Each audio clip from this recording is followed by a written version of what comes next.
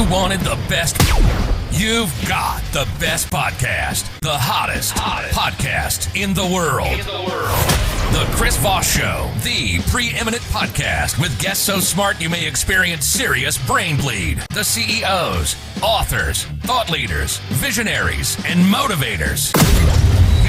Get ready. Strap yourself in. Keep your hands, arms, and legs inside the vehicle at all times, because you're about to go on a monster education roller coaster with your brain. Now, here's your host, Chris Voss. Hi, folks. Voss here from the ChrisVossShow.com. Ladies and gentlemen, there are only things that makes official. Welcome to the big show. As always, the Chris Voss Show is a family that loves you, but doesn't judge you, at least not as harshly as the rest of the world. Opinions expressed by guests on the podcast are solely their own and do not necessarily reflect the opinions of the host or the Chris Voss Show. Some guests of the show may be advertising on the podcast, but it is not an endorsement or review of any kind. Today, we're going to talk with a young man about his books and all the good stuff that he does. Brion K. Hanks is on the show with us today. He's the author of Tales of a Traveler in Poetry and Prose. His 205-page book with nearly 200 poems, including an 8-page essay titled God for an Interim Period of Time. Well, we're going to lead off with this book today called When the Rose Fades. And we're going to get into some of the details of Brion and all of his good stuff. Brion, welcome to the show. How are you? I'm good, Chris. Great to be with you. Great to be with you as well. Give us your .coms. Where do you want people to find you on the interwebs? So my website is www.brionhanks-poetry.com. And Brion is Brion, middle initial K, Hanks, Hanks, -poetry.com. There's the book right there. So give us a 30,000 overview. What's inside that book? Well, let's back up and go with my first book of poetry, When the Rose Fades. Wrote that, actually published it in the year 2000. And I got about 60 poems there, and I shared it with a friend of mine who knew that I had been dealing with a family member who was dying, and we got to talking about hospice and whatnot. And so I became a hospice volunteer and did that for 6+ years.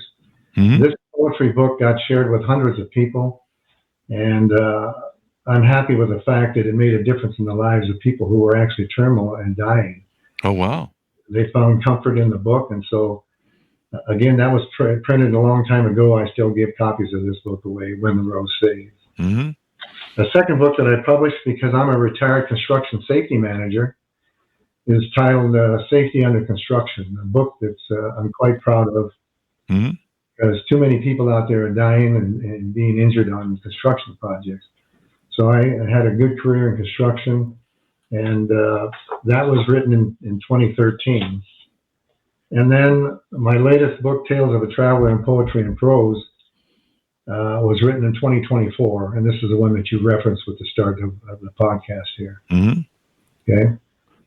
How long have I been writing poetry? I've been writing poetry for about 55 years. Wow.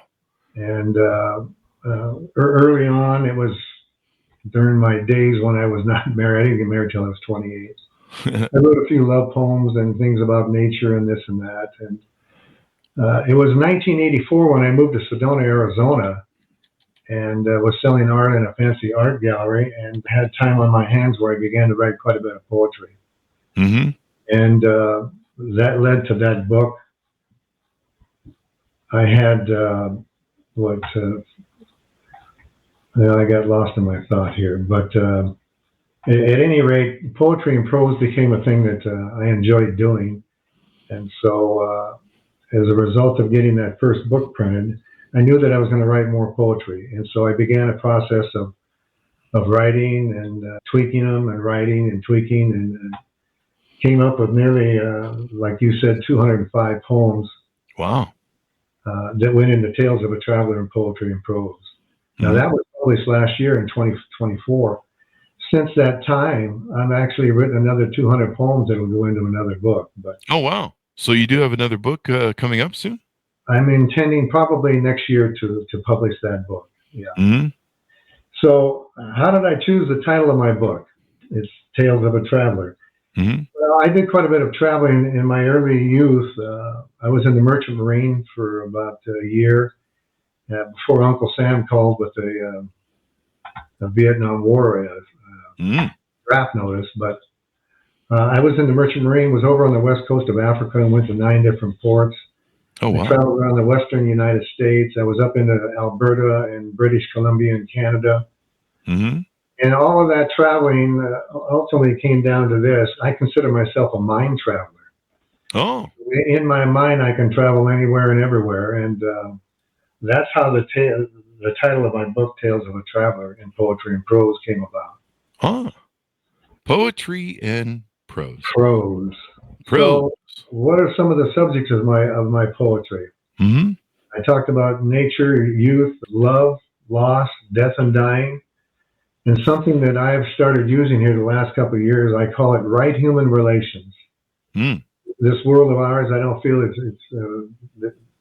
it's the world is struggling, and I think that stems from failure to do right by our human relations. So that's what I do. The speed of life is so swift. I mean, I'm 79 going on 39, mm-hmm. and it's I enjoy writing the poetry, and so I continue to do that even as I have more time as far as being retired. Mm-hmm. Mm-hmm. So there you go. Let me share with you, how do I come up with my poem titles? Yeah. Inspiration is fleeting. And what can happen is a word will pop into my head or a phrase, or I could be looking out at nature and a thought comes to me. I'm very good about writing things down as they come in because inspiration is very fleeting. It can be there a minute and then it's gone again. So that's part of how I choose to write poetry is I just get notes written down and then I get into it. Mm-hmm. Now, that first book of mine, When the Rose Fades, I talked about this friend of mine that got me involved with hospice. In 2017, I actually became a hospice volunteer based out of Bend, Oregon in Central Oregon. I did that for 6+ years. And during that time, interacting with clients who were terminal, hospice clients to a large extent, their sharing with me often would be more intimate than they would share with their family and loved ones and friends and whatnot. And so as a result of that interaction, I began to write more poems that had to do with that. And certainly amongst the poetry and Tales of a Traveler and Poetry and Prose, there are poems that have to do with death and dying. Mm-hmm. It has to do with hope and just part of being human. Yeah. So my brother had pancreatic cancer in 1989, and as a result of that, our mother actually became a hospice volunteer. Oh, wow. After that, I then became a hospice volunteer when I retired. And thoroughly enjoy that. I know I made a difference in the lives of people that are no longer with us. Oh, yeah, I'm sure. Actually, 2 of the people was in the last 4 that I was involved with. One was my mother-in-law and then my own mother. And so that was certainly more emotional and whatnot, but I was happy to be there to help them towards their transition from this life to the next. Yeah. I mean, those are definitely trying times, and being able to help people through them makes all the difference in the world. How do you come up with some of the subjects for your poetry? Does it come from that volunteer work and hospice care, or does it come from inspiration, or what motivates you? All of the above, really. It's just, I've even challenged people to give me 3 words, which I would then create a poem, and they were baffled by how good some of those turned out to be. But oh, wow. Just being out for a walk, I could be just sitting and reading a book or something, or just sitting and doing nothing, and all of a sudden a word or a thought, a phrase will pop in, inspirationally speaking. We'll write that down and then begin to write poetry. So nature, love, loss, death and dying, of course, friendship.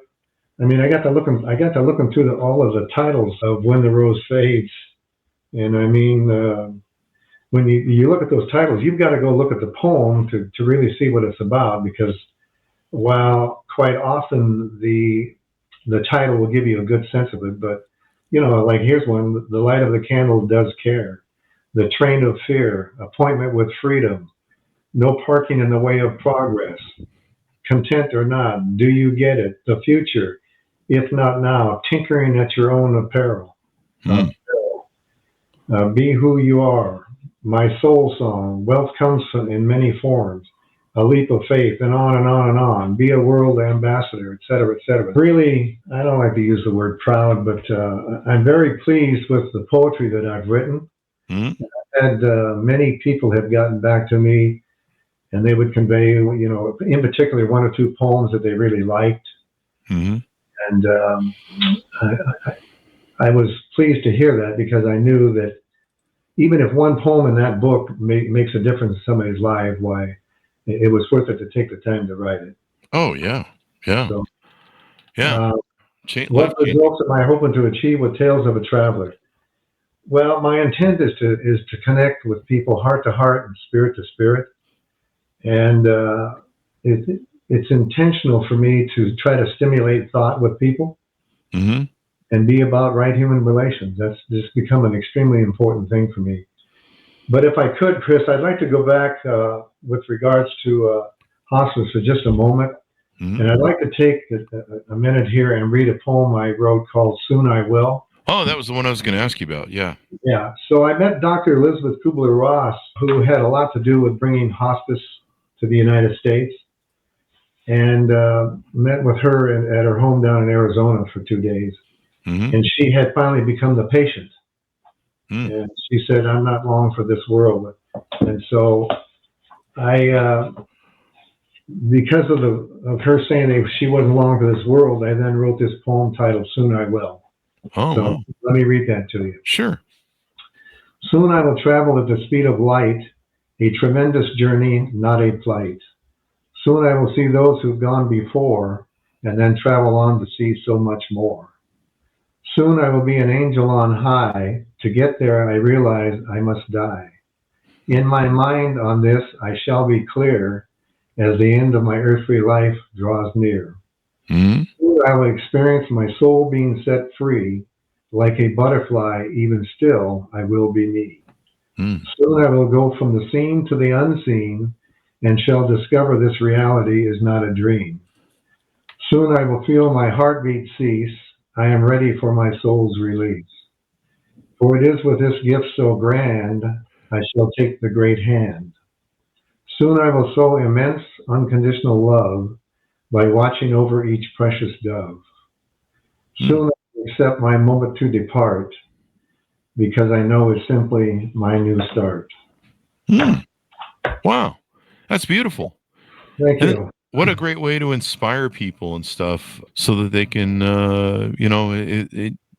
hope springs anew. I mean, it's one of the things that keeps us around in life. It's one of the things that keeps us on our journey, et cetera, et cetera. So we profiled all 3 books, didn't we? We did, yeah. Okay. Did. I want to make sure we got all 3 books in. And then anything upcoming for you that we want to talk about as well? Well, I've got 3 or 4 kind of questions that I crafted here. If I can just quote the question, Sure. state the question, and then give you a brief Sure. response to that. Please do. How do you believe your poetry can influence people? Mm-hmm. Actually, let me take a minute to, I can read to you. It's much better than what I could say. I had a lady who got my book, and she sent me an email. So here's her thoughts. Your poetry, Tales of a Traveler in Poetry and Prose, invites readers on a deeply personal yet universally relatable journey through loss, love, and the profound mysteries of life. Blending inspirational poetry, reflective prose, and even a powerful 9-page essay, God for an Interim Period of Time, your work offers both comfort and contemplation for those seeking meaning in life's most challenging and beautiful moments. With themes ranging from celebration of love to the heartache of death and dying, your book serves as both a mirror and a guide, helping readers to honor their grief while holding on to hope. Mm. Tales of a Traveler in Poetry and Prose will resonate strongly with readers of spiritual and inspirational poetry searching for comfort and understanding, individuals navigating loss or seeking words of healing and resilience, fans of reflective, thought-provoking prose that blends philosophy and faith, book clubs and discussion groups interested in love, morality, and spirituality. Your words offer readers not only an emotional journey, but also a source of strength and connection as they navigate their own stories of love, loss, and faith. Mm. Well, there you go. That kind of says it pretty well in terms of, what's there with the book. Mm-hmm. Really, I'm striving to inspire people in a positive and a peaceful fashion, Mm-hmm. With the hope that by stimulating thought, they can have takeaway from those poems that are about right human relations. Mm-hmm. That they can share with others as a means to expand that, and I'm talking about making a difference in the lives of people. Definitely. Well, that's wonderful, and I'm glad you're doing it. So as we go out, give us your .com so people can follow up with you there and stay in touch with you for future offerings and products. You bet. So www.brionkhanks-poetry.com. Mm-hmm. Brion spelled with an O, Brion, middle initial K, Hanks, HANKS, -poetry.com. My book can be bought there, or it can be gotten on Amazon. And obviously, Chris, your podcast is out to the world. I'm not sure how many people are out there, but I'm sure it's. Are you in the millions with them? Millions of downloads, my friend. Millions of downloads. Yeah. So we want them to pick up the book, of course, wherever fine books are sold. Folks, be sure to order up his first book we let off with, When the Rose Fades, and the other books that we featured here. You can find links for those on the Chris Voss Show as well. Thank you, Brion, for coming on the show. We really appreciate it. You're welcome, Chris. Appreciate it. Thank you. Thank you. And thanks, Ron, for tuning in. Go to goodreads.com/Chris Voss, LinkedIn.com/Chris Voss. That was a crazy place to the internet. Be good to each other. Stay safe. We'll see you guys next time. And that should have us out. We got to go.